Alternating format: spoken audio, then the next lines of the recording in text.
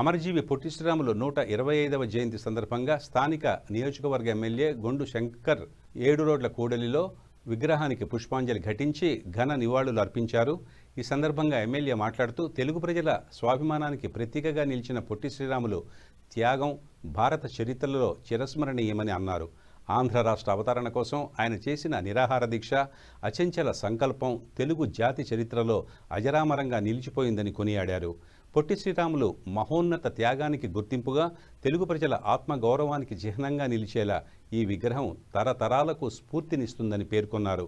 ఈ కార్యక్రమంలో district collector Swapnil Dinakar Pundkar, మాజీ మున్సిపల్ చైర్మన్ పైడిశెట్టి జయంతి, నగర పార్టీ అధ్యక్షులు పౌండ్రంకి శంకర్, ఏపీయూడబ్ల్యూఐడిసి డైరెక్టర్ పిఎంజే బాబు, ఏపీఎంఎస్ఎంఈ కార్పొరేషన్ డైరెక్టర్ ప్రధాన విజయరాం, కూటమి నాయకులు, కార్యకర్తలు, ప్రజలు పాల్గొన్నారు.